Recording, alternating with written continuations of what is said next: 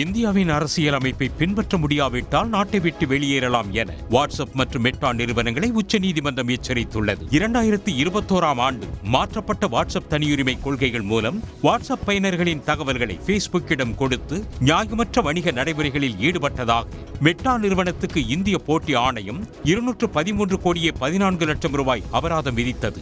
இதனை எதிர்த்து மெட்டா நிறுவனம் தொடர்ந்த வழக்கு உச்சநீதிமன்ற தலைமை நீதிபதி அமர்வு முன்பு விசாரணைக்கு வந்தது.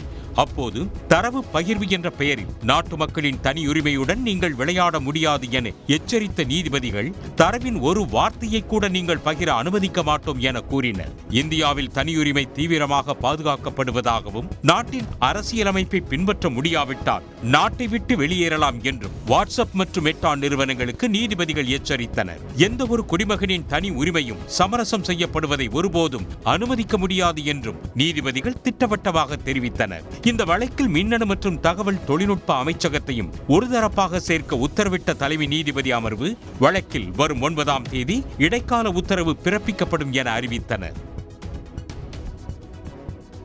திமுக கூட்டணி பேச்சுவார்த்தை குழு விரைவில் அறிவிக்கப்பட உள்ளதாக முதலமைச்சரும் திமுக தலைவருமான மு.க. ஸ்டாலின் தெரிவித்துள்ளார். கொளத்தூர் தொகுதியில் பல்வேறு திட்டங்களை தொடங்கி வைத்த அவர் செய்தியாளர்கள் கேள்விக்கு இவ்வாறு பதிலளித்தார்.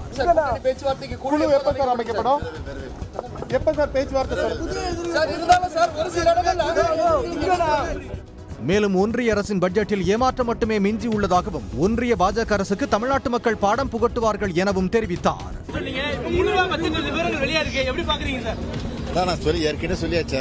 வெறும் ஏமாற்றம் தான், மாற்றம் பண்ணணும்னு பார்த்தோம். எந்த மாற்றமும் இல்லை, வெறும் ஏமாற்றம் தான் எங்களுக்கு கிடைச்சிருக்கு. தமிழ்நாட்டு மக்களுக்கு பெரிய ஏமாற்றம் இது. இது ஒரு தேர்தல் ஆண்டு ஆனாலும் கூட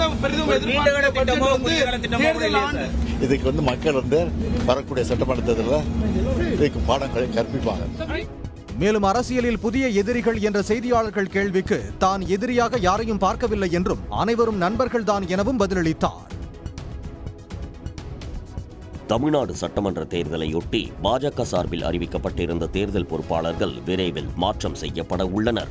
கடந்த 30ஆம் தேதி பாஜக கவனம் செலுத்தும் சட்டமன்ற தொகுதிகளுக்கு 11 பேர் கொண்ட பொறுப்பாளர்களை அக்கட்சி தலைமை நியமனம் செய்தது. ஒன்றிய இணையமைச்சர் எல். முருகனுக்கு திருப்பரங்குன்றம், ராதாபுரம், வால்பாறை, திருப்பூர் வடக்கு, உதகமண்டலம் ஆகிய தொகுதிகள் ஒதுக்கப்பட்டிருந்தது. இந்நிலையில் தனிப்பட்ட சூழல் காரணமாக தேர்தல் பொறுப்பில் இருந்து விலகுவதாக அண்ணாமலை நேற்று அறிவித்தார். அதேபோல் பொறுப்பாளர்களில் ஒருவராக குழுவில் இருந்த மூத்த தலைவர் எச். ராஜா உடல்நலம் பாதிக்கப்பட்டு சிகிச்சை பெற்று வருவதால் பொறுப்பாளர்களை மாற்றம் செய்ய பாஜக தலைமை முடிவு செய்துள்ளது. துபாயிலிருந்து சென்னைக்கு கடத்தி வரப்பட்ட 1,37,00,000 ரூபாய் மதிப்புள்ள 940 கிராம் தங்கப்பசை பறிமுதல் செய்யப்பட்டது.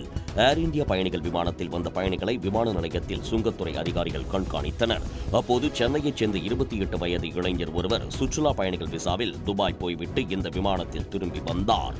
அவர் மீது அதிகாரிகளுக்கு சந்தேகம் ஏற்பட்டதை அடுத்து அவரது உடைமைகளை பரிசோதித்தனர். ஆனால் உடைமைகளில் எதுவும் இல்லாத நிலையில் அறைக்கு அழைத்துச் சென்று ஆய்வு செய்தபோது உள்ளாடைக்குள் 3 உருளைகள் மறைத்து வைத்திருந்தார். அவைகளை திறந்து பார்த்தபோது 24 காரட் சுத்தமான தங்கப்பசை 940 கிராமில் இருந்தது. இதையடுத்து கடத்தல் பயணியை கைது செய்த சுங்கத்துறை அதிகாரிகள் சென்னையிலிருந்து துபாய் செல்லும் ஏர் இந்தியா பயணிகள் விமானத்தில் 2,73,00,000 மதிப்புடைய கடத்தல் பணத்தை பறிமுதல் செய்து பெண் பயணியையும் கைது செய்தனர். ஆந்திர மாநிலம் விசாகப்பட்டினம் ரயில் நிலையத்தில் சுற்றித் திரிந்த பழைய குற்றவாளிகளை ரோபோ போலீஸ் பிடித்துக் கொடுத்துள்ளது. நாட்டிலேயே முதல் முறையாக விசாகப்பட்டினம் ரயில் நிலையத்தில் ரயில்வே பாதுகாப்பு படை போலீசார் ரோபோ போலீஸை அறிமுகப்படுத்தினர். அர்ஜுன் என பெயரிடப்பட்ட இந்த ரோபோ ரயில் நிலையத்தில் தீ மற்றும் புகையை கண்டறிந்து பயணிகளை எச்சரிப்பதோடு ஒவ்வொரு நாளும் ரயில் நிலையத்தில் அடிக்கடி வருபவர்களின் புகைப்படங்களை எடுத்து காவல்துறையினருக்கு அனுப்பும். இந்நிலையில் விசாகப்பட்டினம் ரயில் நிலையத்தில் சுற்றித் திரிந்த 2 பழைய குற்றவாளிகளை ரோபோ அர்ஜுன் கண்டுபிடித்து அதிகாரிகள் தகவல் கொடுத்தது. இதையடுத்து கைது செய்யப்பட்ட 2 மீது ஒடிசாவில் பல்வேறு காவல் நிலையத்தில் வழக்குகள் நிலுவையில் உள்ளன. ரோபோவின் செயலை பார்த்து பயணிகளும் ஆச்சரியமடைந்தனர். ஈரோடு மாவட்டம் கோபிச்செட்டிப்பாளையம் அருகே சாலையில் கிடந்த 25 லட்சம் ரூபாய் மதிப்புடைய 21 சவரன் தங்க நகையை காவல்துறை மூலமாக உரியவரிடம் ஒப்படைத்த விவசாயிக்கு பாராட்டுகள் குவிந்து வருகின்றன. நம்பியூர் கொல்லமடையைச் சேர்ந்த ஜெயக்குமார் என்பவர் கே. மேட்டுப்பாளையம் என்ற இடத்தில் தனியார் மில் அருகே சென்று கொண்டிருந்த போது சாலையோரம் நகை பெட்டி கிடப்பதை கண்டுள்ளார். அவற்றை எடுத்து அவர் நம்பியூர் காவல் நிலையத்தில் ஒப்படைத்த நிலையில் அந்த நகை உரியவரிடம் ஒப்படைக்கப்பட்டது. நேர்மையாக செயல்பட்ட விவசாயி ஜெயக்குமாருக்கு பாராட்டுகள் குவிந்து வருகின்றன. சட்டமன்ற தேர்தலில் தாவேகா சார்பில் போட்டியிட விரும்புவோருக்கு நாளை மறுநாள் முதல் விருப்பமனு விநியோகம் செய்யப்படும் என்று தெரிவிக்கப்பட்டுள்ளது. இது தொடர்பாக வெளியிடப்பட்டுள்ள செய்திக்குறிப்பில் 234 தொகுதிகளுக்கான விருப்ப மனுக்கள் நாளை மறுநாள் முதல் பிப்ரவரி 14ஆம் தேதி வரை தாவேகா தலைமை அலுவலகத்தில் வழங்கப்படும் என்று குறிப்பிடப்பட்டுள்ளது. விருப்பம் உள்ளவர்கள் மனுவை பெற்ற அனைத்து விவரங்களையும் முழுமையாக பூர்த்தி செய்து உரிய ஆவணங்களுடன் ஒப்படைக்க வேண்டும் என அறிவுறுத்தப்பட்டுள்ளது. புதுச்சேரியில் இந்தியா கூட்டணிக்கு யார் தலைமை என்பதை கட்சி தலைமையே முடிவு செய்யும் என அம்மாநில திமுக தேர்தல் பொறுப்பாளர் ஜெகத் ரட்சகன் தெரிவித்துள்ளார். புதுச்சேரி திமுக தலைமை அலுவலகத்தில் அவரை கூட்டணி கட்சியினர் சந்தித்து பேசினர். பின்னர் செய்தியாளர்களை சந்தித்த ஜெகத் ரட்சகன் புதுச்சேரியில் கூட்டணிக்கு யார் தலைமை, யார் யாருக்கு எத்தனை தொகுதிகள் என்பதை கட்சி தலைமை முடிவு செய்யும் என்று கூறினார். தலைமை தான் முடிவெடுக்கும். இங்கே இருக்கிற யாருக்கும் எந்த அதிகாரமும் கிடையாது. யாரும் பேச முடியும். எல்லாம் நாமானு பேசலாமே தவிர எந்த கட்சி தலைமையில் கூட்டணி போன்று புதுச்சேரியில் என்பதை எங்கள் தளபதி அவர்களும் ராகுல் காந்தி தான் முடிவெடுப்பாங்களே தவிர வேறு யாருக்கும் எந்த அதிகாரமும் கிடையாது. பல தொகுதிகளில் தேர்தல் பணிகளையும் திமுக கூட்டணி கட்சியினர் தொடங்கியுள்ளதால் புதுச்சேரி தேர்தல் களம் தற்போதைய களைகட்டி உள்ளது. வெளிநாடுகளிலிருந்து இந்தியர்கள் கொண்டு வரும் பொருட்களுக்கான சுங்கவரி வரம்பை 50,000 75,000 ரூபாயாக ஒன்றிய அரசு உயர்த்தியுள்ளது. பயண உடைமைகளுக்கான விதிகள் 2026 எனும் பெயரில் புதிய விதிகளை ஒன்றிய அரசு அறிவித்துள்ளது. இந்த புதிய சட்டத்தின் கீழ் இந்தியா வரும் குடிமக்கள் அல்லது இந்திய வம்சாவளியினர் இனி 75,000 ரூபாய் மதிப்புள்ள பொருட்களை சுங்கவரி இல்லாமல் கொண்டுவர முடியும். இதேபோல் வெளிநாடுகளைச் சேர்ந்த சுற்றுலா பயணிகளுக்கான வரம்பும் 15,000 25,000 உயர்த்தப்பட்டுள்ளது. வெளிநாடுகளில் ஓராண்டுக்கு மேல் தங்கியிருந்த பெண்கள் 40 கிராம் தங்கத்தையும் ஆண்கள் 20 கிராம் தங்கத்தையும் சுங்க வரியின்றி கொண்டுவர முடியும் என்றும் இது அணிந்து கொள்ளக்கூடிய ஆபரண தங்கம், வெள்ளி, பிளாட்டினம் போன்ற நகைகளுக்கு மட்டுமே பொருந்தும் என்றும் அறிவிக்கப்பட்டுள்ளது. ஒரு பெண்ணை பார்த்து கண்ணடிப்பதும் பறக்கும் முத்தம் தருவதும் பாலியல் தொல்லைதான் என்று பஞ்சாப் மாநிலம் சண்டிகர் மாவட்ட நீதிமன்றம் தீர்ப்பு வழங்கியுள்ளது. 2021ஆம் ஆண்டு ஆகஸ்ட் 28ஆம் தேதி தன்னை ஒருவர் ஆபாசமாக பேசி கிண்டல் செய்ததாக வழக்கு தொடர்ந்த இளம்பெண் அந்த நபர் கண்ணடித்து பறக்கும் முத்தம் தந்ததோடு பணத்தாள்களை தன் மீது கொட்டியதாகவும் குற்றம் சாட்டியிருந்தார். 2 நாட்களுக்கு பிறகு தொடர்பாக அவர் காவல் நிலையத்தில் புகார் அளித்திருந்தார். இந்த வழக்கில் அனைத்து தரப்பு வாதங்களை கேட்ட சண்டிகர் மாவட்ட நீதிபதி சச்சின் யாதவ் ஒரு பெண்ணை பார்த்து கண்ணடிப்பதும் பறக்கும் முத்தம் தருவதும் பாலியல் தொல்லைதான் என்று கூறி 61 வயது நபர் குற்றவாளி என்று தீர்ப்பு வழங்கினார். ராஜஸ்தான் மாநிலம் ஜோத்பூரில் பச்சை மிளகாய்க்குள் பதுக்கி வைக்கப்பட்டிருந்த பல லட்சம் ரூபாய் மதிப்புள்ள போதைப் பொருள் பிடிபட்டது.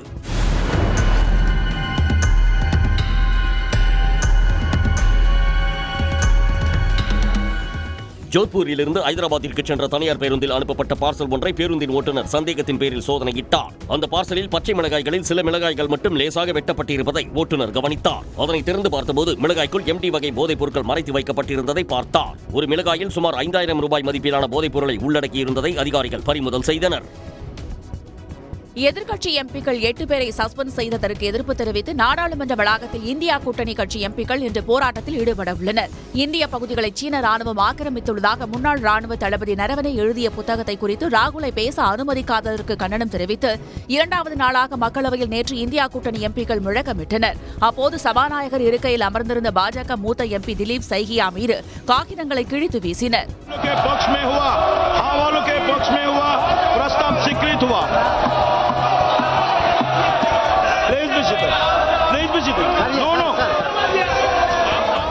இதைத் தொடர்ந்து அவை மரபுகளை மீறி செயல்பட்டதாக கூறி 374வது பிரிவின் கீழ் மாணிக்கம் தாக்கூர் உட்பட 7 காங்கிரஸ் எம்பிக்கள் மற்றும் மார்க்சிஸ்ட் எம்பி சு வெங்கடேசன் ஆகிய 8 பேர் கூட்டத்தொடர் முழுவதும் சஸ்பெண்ட் செய்யப்பட்டனர். இதனை கண்டித்து நாடாளுமன்ற வளாகம் முன்பு ராகுல் காந்தி தலைமையில் எம்பிக்கள் போராட்டத்தில் ஈடுபட்டனர்.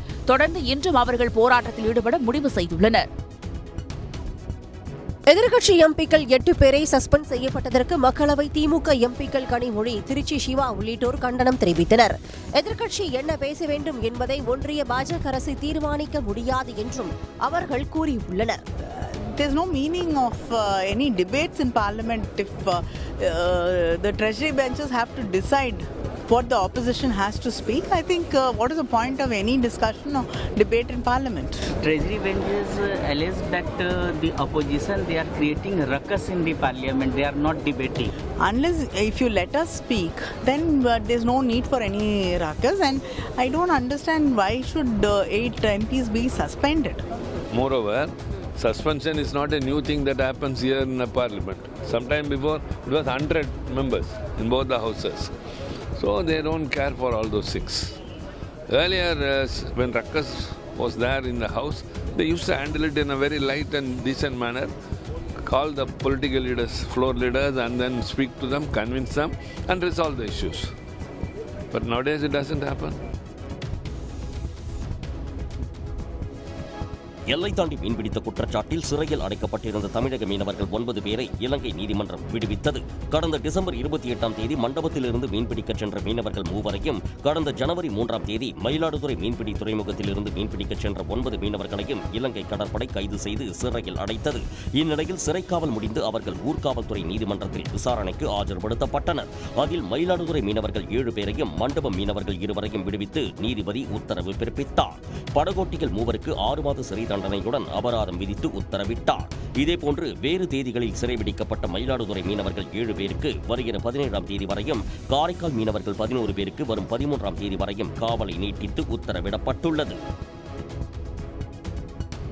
தென்காசி மாவட்ட அதிமுக செயலாளரின் சகோதரர் போக்சோவில் கைது செய்யப்பட்டார். பாவூர்சத்திரம் அருகே உள்ள ஒரு கிராமத்தில் அரசு உதவி பெறும் நடுநிலைப் பள்ளியின் தாளாளராக தென்காசி தெற்கு மாவட்ட அதிமுக செயலாளர் செல்வ மோகன்தாஸ் பாண்டியனின் சகோதரரான 62 வயதாகும் செல்வ சவுந்தர பாண்டியன் உள்ளார். இந்நிலையில் அப்பள்ளியில் 7ஆம் வகுப்பு படிக்கும் 12 வயது மாணவி ஒருவருக்கு பாலியல் ரீதியாக தொல்லை கொடுத்ததாக கூறப்படுகிறது. இதனால் அந்த சிறுமிக்கு உடல்நலக் குறைவு ஏற்பட்டுள்ளது. இதுகுறித்து சிறுமியின் உறவினர்கள் சுமார் 50க்கும் மேற்பட்டோர் செல்வ சவுந்தர பாண்டியன் மீது போக்சோ சட்டத்தின் கீழ் நடவடிக்கை எடுக்க வேண்டும் என பாவூர்சத்திரம் காவல் நிலையத்தை முற்றுகையிட்டனர். செல்வ மோகன்தாஸ் பாண்டியன் தென்காசி தொகுதியின் எம்எல்ஏவாக இருந்தவர். தற்போதும் இதே தொகுதியில் அதிமுக சார்பில் போட்டியிட சீட் கேட்டுள்ளார் என்பதும் குறிப்பிடத்தக்கது.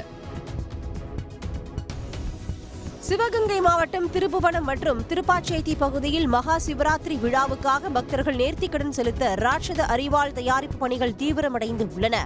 நாடு முழுவதும் வரும் 15ஆம் தேதி மகா சிவராத்திரி விழா கொண்டாடப்பட உள்ளது.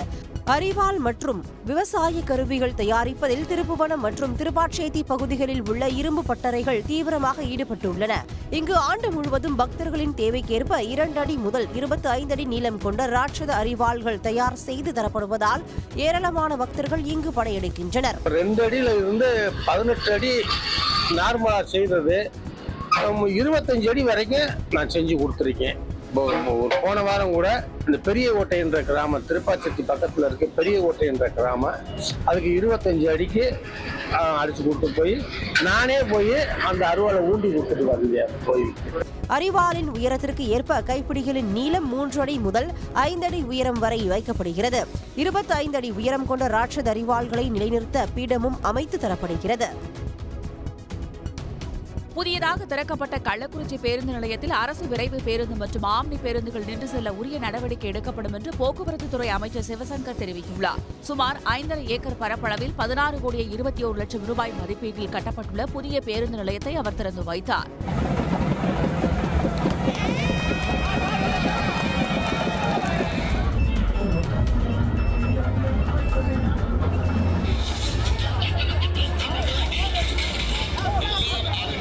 தொடர்ந்து செய்தியாளர்களை சந்தித்த அமைச்சர் சிவசங்கர் பழைய பேருந்து நிலையத்திலிருந்து புதிய பேருந்து நிலையத்திற்கு பொதுமக்கள் சென்று வரும் வகையில் 12 பேருந்துகள் இயக்கப்பட உள்ளதாக கூறினார். சேலத்திலிருந்து சின்னசேலம் வழியாக வருகின்ற பேருந்துகள் முழுமையாக புதிய பேருந்து நிலையத்திற்கு வந்தடையும்.